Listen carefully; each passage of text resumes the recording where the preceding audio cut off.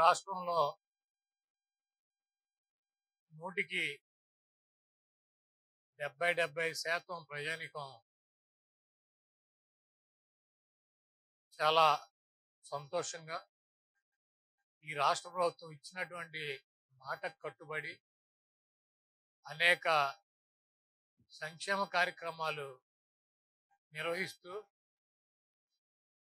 పేదలకి, విద్యార్థులకి, ఆసుపత్రి అవసరం ఉన్నటువంటి ప్రతి వ్యక్తికి కూడా ఆదుకుంటూ ముందుకెళ్తున్నటువంటి ప్రభుత్వం జగన్మోహన్ రెడ్డి గారి ప్రభుత్వం. ఈరోజు తెలుగుదేశం పార్టీ ముఖ్యంగా ఏమి చేయాలి, ఈ రాష్ట్రంలో జగన్మోహన్ రెడ్డి గారిని అధికారంలోంచి దించడానికి ఏమి చేయాలో కూడా పాలుపోక చంద్రబాబు నాయుడు మొన్న కర్నూలు జిల్లా పర్యటన చూసాం. ఆయన ఒక జిల్లాలో ప్రతి వారం ఒక ప్రోగ్రాం పెట్టుకుంటాడు.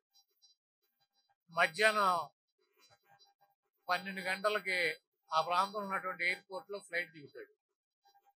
అక్కడి నుంచి ఆ జిల్లాకు సంబంధించినటువంటి 10, 12, 14, 16 కాన్స్టిట్యున్సీల నుంచి కాన్స్టిట్యున్సీకి 50 మంది కార్యకర్తలను రమ్మని చెప్పి 50 వెహికల్స్ని ఒక ఊరేగింపుగా పెట్టుకుని ఆ ప్రాంతంలో ఉన్నటువంటి ఒక టౌన్లోకి వెళ్తాడు. అక్కడ ఒక 5-6 వేల మంది జనాన్ని పోగేసుకుని ఒక ఇరుకు సందులో ఆయన సొంత కెమెరాలు పెట్టుకుని చంద్రబాబు నాయుడికి బ్రహ్మరథం పట్టారు, చంద్రబాబు నాయుడికి ఘన స్వాగతం పలికారు. అక్కడ ఈయన పిచ్చెక్కినాడికి మళ్ళీ ఇష్టం వచ్చినట్టు జగన్మోహన్ రెడ్డి గారిని, ప్రభుత్వాన్ని విమర్శలు చేస్తూ మరుసటి రోజు 11 గంటలకు లెగిసి అక్కడి నుంచి ఇంకో గ్రామానికో లేకపోతే ఇంకో ఊరో ఒక రోడ్ షో ప్రోగ్రాం పెడతాడు ఒక విలేజ్లో. మళ్ళీ ఆ జిల్లాలో ఉన్నటువంటి కార్యకర్తలందరినీ అక్కడ తరలించి వాళ్ళకే చేతులు ఊపుతాడు. అది సాయంత్రానికి అవ చేసుకుని మరుసటి రోజు పొద్దున్నే జిల్లా విస్తృత స్థాయి సమావేశం అని చెప్పి ఒక సమావేశాన్ని ఏర్పాటు చేసి ఆ జిల్లాలో ఉన్నటువంటి ఈయనతో పాటు పనికిమాలినటువంటి నాయకుల్ని, ఓడిపోయినటువంటి చోటల్ని, దద్దమ్మల్ని, సొంటల్ని అందరినీ పిలిపించుకుని ఒక ఉపన్యాసం చెప్పి వాళ్ళకి జగన్మోహన్ రెడ్డి గారిని తిట్టడం, మా ప్రభుత్వాన్ని తిట్టడం, ఇటువంటి కార్యక్రమాలు చేస్తూ 3 రోజుల ప్రోగ్రాం నడుపుకుని జగన్మోహన్ రెడ్డి గారిని విమర్శించడం, బూతులు తిట్టడమే కార్యక్రమం పెట్టుకోవటం. ఈయనకి బాగా ఊదేటువంటి ఆ డబ్బా ఛానల్స్ ఏబిఎన్ కావచ్చు, TV5 కావచ్చు, ఈటీవీ కావచ్చు, చంద్రబాబు నాయుడికి బ్రహ్మరథం పట్టారు, చంద్రబాబు నాయుడికి అడుగున స్వాగతం పలికారు. ఇటువంటి పిచ్చి రాతలన్నీ రాస్తాయి. అక్కడ ఉన్నటువంటి కర్నూలులో, మొన్న వెళ్ళినటువంటి జిల్లా కర్నూలులో ఒక హైకోర్టు వాళ్ళకి కావాలని చెప్పి ఉన్నటువంటి ప్రభుత్వం హైకోర్టు ఇస్తామని చెప్పి ఒక పెద్ద ఇష్యూ నడుస్తుంది.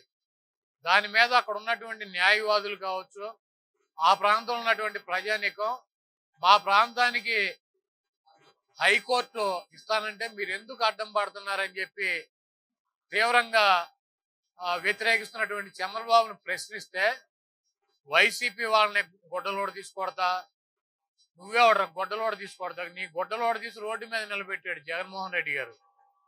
అయినా కూడా నీకు సిగ్గు లేకుండా, ఇంకా నువ్వు ఒక మనిషి జన్మ ఎత్తలేదు కాబట్టి సిగ్గు శరం లేకుండా 23 సీట్లు వచ్చినా కూడా నువ్వు వెళ్ళి గొడ్డలోడ తీసుకొడతా, డ్రాయర్ లేకుండా కొడతా, బనీ వేసుకుని కొడతా, కట్ డ్రాయర్తో కొడతా, నీ తలకాయ కొడతా, తొక్క కొడతా, తోలు కొడతా అని పిచ్చి కుక్కలాగా మొరుగుతున్నావు. ఈరోజు జగన్మోహన్ రెడ్డి గారిని సైకో అంటాడు. జగన్మోహన్ రెడ్డి గారు సైకో కాదు, నువ్వు సైకోగాడివి. నిన్ను మించినటువంటి సైకోగాడు ఎవడో లేడు. చచ్చేటప్పుడు కూడా 75 ఏళ్ల వయసు వచ్చింది ఇప్పుడు చంద్రబాబు నాయుడికి. పదవి వ్యామోహం, పదవి కాంక్ష, సిగ్గు లేకుండా చెప్తున్నాడు. మొన్న రాధాకృష్ణ ఏదో శనివారం పనికిమాల దరిద్ర ప్రోగ్రాం ఒకటి పెట్టుకుంటాడు కదా, దాంట్లో చంద్రబాబు నాయుడు ముఖ్యమంత్రి అవడం అంటే చంద్రబాబు నాయుడికి అవసరం లేదంట, ఈ రాష్ట్రానికి అవసరం అంట. ఇప్పుడు వీళ్ళిద్దరూ లేకుండా పోయారనుకోండి, భగవంతుడు తీసుకెళ్తే ఈ రాష్ట్రం ఆగిపోద్దా? పొద్దున్నే లేచి వీడి పేపర్ చదవకపోతే ఏమైనా అవుద్దా? లేదా ఈ పనికి మాలినటువంటి చంద్రబాబు మోహన్ చూడకపోతే రాష్ట్ర ప్రజలకి ఏమైనా అవుద్దా? ఊరినే పనికిరానటువంటి మాటలో ఈరోజు పేద ప్రజల సంక్షేమం కోసం, పేద ప్రజలకు ఇచ్చినటువంటి మాట కోసం ఈ రాష్ట్రం ఉన్నటువంటి అభివృద్ధి సంక్షేమ కార్యక్రమాలు రెండు కళ్ళగా నడుపుతున్నటువంటి ముఖ్యమంత్రి జగన్మోహన్ రెడ్డి గారు. జగన్మోహన్ రెడ్డి గారు 2024లోనే కాదు, 29లోనే కాదు, ఆయన బతికున్నంతకాలం, ఆయన జీవించినంతకాలం ఈ రాష్ట్రానికి ఆయన ముఖ్యమంత్రిగా ఉంటాడు. ఆయన నీకు మళ్ళీ కొట్టుకొచ్చిన పార్టీకి ముఖ్యమంత్రి కాదు. నీకు మళ్ళీ అటల్ బిహారీ వాజ్పేయో లేకపోతే నరేంద్ర మోడీనో పవన్ కళ్యాణో ఎన్టీ రామారావు చేస్తా అయినటువంటి ముఖ్యమంత్రి కాదు జగన్మోహన్ రెడ్డి గారు. ఒక పార్టీ స్థాపించి, పార్టీ పెట్టి, ప్రజల యొక్క కష్టాలు సుఖాలు తెలుసుకుని వాళ్ళతో పాటు ప్రయాణం చేసి వాళ్ళ ఆశీస్సులతో, దేవుడి ఆశీస్సులతో ముఖ్యమంత్రి అయినటువంటి వ్యక్తి జగన్మోహన్ రెడ్డి గారు. నువ్వు 420 గాడివి. నువ్వు ఎన్టీ రామారావుకి వెన్నుపోటు పడిచి ఒకసారి ముఖ్యమంత్రి అయ్యావు. అటల్ బిహారీ వాజ్పేయి కాళ్ళు పట్టుకుని అలయన్స్ పెట్టుకుని ఆయన సంకనాకి ఒకసారి ముఖ్యమంత్రి అయ్యావు. మొన్న మోడీ పవన్ కళ్యాణ్ సంకనాకి 2014లో ముఖ్యమంత్రి అయ్యావు. తెలుగుదేశం పార్టీ కంటే సావు లేదంట. తెలుగుదేశం పార్టీని ఎవడు ఏం చేయలేడంట. నువ్వు బతికే ఉన్నావు, నువ్వు సావలేదుగా, నువ్వు ఉన్నావు ఈ భూమి మీదే. నువ్వు ఉండేది హైదరాబాద్లోనేగా. అక్కడ ఏమైందిరా తెలుగుదేశం పార్టీ?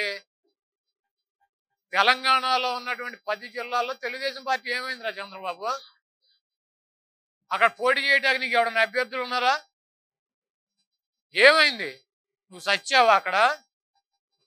నీ ఇల్లు అక్కడే, నీ కొంప అక్కడే కదా, నువ్వు ఉండేది అక్కడే కదా. నెలకి 20 రోజులు హైదరాబాద్లోనే వస్తున్నావు కదా. అక్కడ నీ తెలుగుదేశం పార్టీ ఏమైంది? ఒక సర్పంచ్ ఉన్నాడా నీకు? ఒక వార్డు మెంబర్ ఉన్నాడా? ఒక ఎమ్మెల్యే ఉన్నాడా? ఒక ఎంపీ ఉన్నాడా? ఎన్నికల్లో పోటీ చేసే దమ్ముందా? తెలుగుదేశం పార్టీ సచ్చింది తెలంగాణలో. అక్కడ చచ్చిందంటే ఇక్కడ మాత్రం శాశ్వతం అంట. 2024 ఎన్నికలు నీకు చివరి ఎన్నికలు. నీ తెలుగుదేశం పార్టీ కూడా చివరి ఎన్నికలు. నీ తెలుగుదేశం పార్టీ నిన్ను, నీ కొడుకుని తన్ని ఆ పార్టీలోంచి 2024 ఎన్నికలు అవగానే తన్ని తరమటానికి ఎన్టీ రామారావు వారసులు సిద్ధంగా ఉన్నారు. నీ పార్టీని నువ్వేదైతే నా పార్టీ అనుకున్నావో, నీ సొంతం అనుకున్నావు, అది నీ పార్టీ కాదు. నువ్వు కొట్టుకొచ్చిన పార్టీ. ఇదేమి కర్మరా బాబు ప్రోగ్రాం ఇప్పుడు కాదు. 2024 ఎన్నికలు అయిపోయినాక నీ తండ్రి కొడుకులు ఇద్దరు కూడా, మీ బాబు కొడుకులు ఇద్దరిని కూడా ఎన్టీఆర్ వారసులు తరిమినప్పుడు మీ ఇద్దరు ఈ బోర్డర్ దాటి ఏం కర్మరా బాబు మనది ఏంటి ఇంత దరిద్ర బతుకు అని చెప్పి మీ ఇద్దరు బాబు కొడుకులు ఒకన్న వాటేసుకుని ఒకటి ఏడ్చే రోజులు దగ్గరలోనే ఉన్నాయి. ఈ రాష్ట్ర ప్రజలు బ్రహ్మాండంగా ఉన్నారు. ఈ రాష్ట్రంలో జగన్మోహన్ రెడ్డి గారే ముఖ్యమంత్రి. నువ్వెన్ని కుట్రలు చేసినా, నువ్వు పిచ్చి కుక్కలాగా నీకు నోటికి వచ్చినట్టు నువ్వు ఎలా మాట్లాడినా, ఎలా వాగినా కూడా ఈ రాష్ట్ర ప్రజలు నిన్ను ఒక పిచ్చోడు, నీకు అధికార దాహంతో వ్యవహరిస్తున్నటువంటి ఒక వ్యక్తిగానే చూస్తున్నారు. కానీ నిన్ను ఒక పార్టీ అధ్యక్షుడిగానో, తెలుగుదేశం పార్టీ ఈ రాష్ట్రంలో బతికుందని అయితే ఎవడనుకోవట్లేదు. తెలంగాణలో సచ్చింది. ఇక్కడ వెంటిలేటర్ మీద ఉంది. రేపు 24లో ఆ వెంటిలేటర్ కూడా తీసి నీ పార్టీని నిన్ను తరిమి కొట్టే రోజులు దగ్గరలోనే ఉన్నాయి. తొందరపాటు మాకు చంద్రబాబు. ఇప్పుడు గుడివాడ అనేది 2,10,000 మంది ఓటర్లో ఇక్కడ ఎవడు శాసనసభ్యుడిగా ఉండాలి, ఎవడో గెలవాలి, ఎవడో ఓడాలన్నది వీళ్ళు నిర్ణయిస్తారు. చంద్రబాబు నాయుడు, లోకేష్, ఆడెవడో రాబిన్ శర్మ, లేకపోతే అమెరికాలో ఉన్నటువంటి ఎవడో నలుగురు పనికి మాలినటువంటి వ్యక్తులు గుడివాడని ఎవడ శాసనసభ్యుడిగా ఉండాలో నిర్ణయించేటువంటి శక్తి కానీ సామర్థ్యం కానీ ఉండదు. ఏదో మా సంఘం తెలుగుదేశం పార్టీ సందాలు వేసుకుని ఒక 100 కోట్లు 200 కోట్లు ఇచ్చి ఇక్కడ పంపిస్తే ఆ డబ్బులు ఇక్కడ 5,000 10,000 మనిషికి ఇస్తే తీసుకుని ఆ పార్టీకి ఓటేస్తారని ఏదైనా పిచ్చ భ్రమల్లో ఉంటే ఒక 100 కోట్లకో 200 కోట్ల రూపాయలకో ఇక్కడ అమ్ముడిపోయేవాడు, ఆ డబ్బులకు ఆశపడి ఓటేసేవాడు ఎవడు ఉన్నాడో. నువ్వు ట్రస్ట్ పెట్టుకున్నా, పార్టీ తరఫున ఖర్చు పెట్టుకున్నా, నువ్వు ఇవన్నీ కూడా తెలుగుదేశం పార్టీ ఈ రాష్ట్ర ప్రజలను మోసం చేసి రైతులకు రుణమాఫీ ఇస్తానని చెప్పి మోసం చేసింది. డ్వాక్రా మహిళలకి రుణాలు పూర్తిగా రద్దు చేస్తానని మోసం చేసింది. ఫీజు రియంబర్స్మెంట్ 100% ఇస్తామని చెప్పి మోసం చేశారు. చంద్రబాబు నాయుడు అధికారంలోకి వస్తే 3 సెంటు స్థలం ఇచ్చి ఇల్లు కట్టించేస్తానని చెప్పి మోసం చేశాడు. ఇవన్నీ మోసాలు, ఇవన్నీ ఎన్ని వేల కోట్ల రూపాయలు మోసాలు ఇవన్నీ. ఈ ఒక గుడివాడ నియోజకవర్గానికి చంద్రబాబు నాయుడు చేసినటువంటి మోసాలు కనీసం ఒక 1000 కోట్ల రూపాయలు ఉంటాయి. అతను చెప్పి మోసం చేసినటువంటి మోసం డబ్బులే 1000 కోట్ల రూపాయలు ఉంటాయి. వీడు మోసం చేసింది ఎప్పుడు 2014లో, 2024కి 10 ఏళ్ళు అవుతుంది వీడు మోసం చేసి. ఈ 1000 కోట్ల రూపాయలు ఎంత అవుతాయి? 3000 కోట్ల రూపాయలు అవుతాయి. వీడు ముష్టి 100 కోట్లు 200 కోట్లు ఇచ్చి పంపిస్తే ఇది సరిపోతాయా? అసలు కట్టాలంటేనే 3000 కోట్ల రూపాయలు తీసుకొచ్చి ఇంటింటికి పంచాలి. పంచితే గతంలో చంద్రబాబు నాయుడు చేసిన మోసాలు బ్యాలెన్స్ అయినట్టు. కాబట్టి ఎన్ని వేల కోట్ల రూపాయలు తీసుకొచ్చినా, ఎన్ని కుల సంఘాలు చందాలు వేసుకుని పంపించినా కూడా వ్యక్తుల్ని ఇక్కడ గుడివాడ నియోజకవర్గంలో గెలుపోవటాలని ప్రభావితం చేయలేవు. తెలుగుదేశం పార్టీ అభ్యర్థి చంద్రబాబు అయినా, లోకేష్ అయినా, రావి వెంకటేశ్వరరావు అయినా, ఎవడైనా గుడివాడలో కొడాలి నాని వైఎస్ఆర్సీపీ నుంచి పోటీ చేస్తా. ఎన్ని వందల వేల కోట్ల రూపాయలతో వచ్చినా కూడా వెనతిరిగేటువంటి ప్రసక్తే ఉండదు. ఆఖరి నిమిషం వరకు వైసీపీ విజయం కోసం చివరి రక్త బొట్టు వరకు దారిపోస్తాం. చొక్కా కూడా ఓడతీసి పడేస్తా. వైసీపీని గెలిపిస్తాకి ఈ రాష్ట్రంలో జగన్మోహన్ రెడ్డి గారిని ముఖ్యమంత్రిని చేయటానికి వైఎస్ఆర్ కాంగ్రెస్ పార్టీ ఒక సైనికుడిగా నేను చేయాల్సినటువంటి కార్యక్రమాలన్నీ కూడా చేస్తాం. ఎవరికి కూడా భయపడే ప్రసక్తి లేదు, బెదిరే పరిస్థితి లేదు. చంద్రబాబు అయినా వచ్చి పోటీ చేసుకోవచ్చు, ఎవడొచ్చి రావి వెంకటేశ్వరరావు పోటీ చేసుకోవచ్చు. వాళ్ళ ఇష్టం, వాళ్ళ పార్టీలో ఎవడు పోటీ చేసుకుంటాడు చేసుకోమనండి.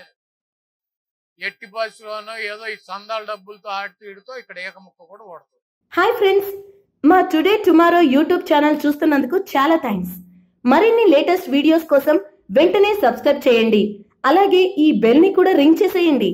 మా నోటిఫికేషన్స్ అన్ని మీ మొబైల్లో వస్తాయి. అలాగే మా వీడియోస్ మీకు నచ్చితే లైక్ చేయండి, షేర్ చేయండి, నచ్చకపోతే కామెంట్ చేయండి.